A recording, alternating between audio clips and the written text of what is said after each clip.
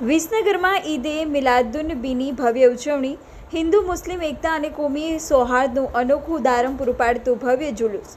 હઝરત પૈગંબર સાહેબના જન્મદિવસ એટલે કે ઈદે મિલાદુન્નબીના પાવન પર્વ નિમિત્તે વિસનગર શહેરમાં ભવ્ય જુલુસનું આયોજન કરવામાં આવ્યું હતું.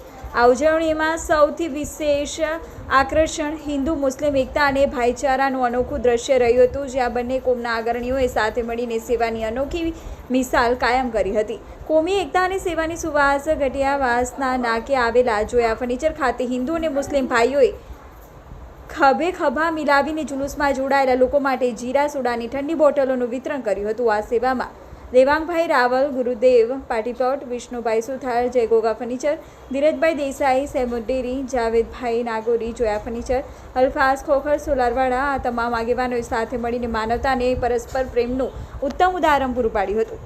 નાની વરવાડ પાસે ઇરશાદભાઈ તરફથી નાના ભૂલકાઓ માટે નિઃશુલ્ક સુંદર રમકડાનું વિતરણ કરી તેમના ચહેરા પર ખુશી લાવવામાં આવી હતી.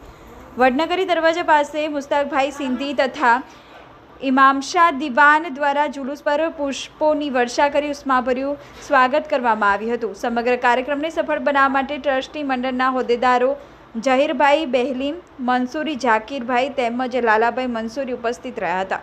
કાયદો અને વ્યવસ્થા જાળવવા માટે વિસનગર પોલીસ સ્ટાફ સતત ખડેપગે રહ્યો હતો, જેના કારણે સમગ્ર જુલુસ અત્યંત શાંતિપૂર્ણ અને ઉત્સાહભર્યા વાતાવરણમાં સંપન્ન થયું હતું.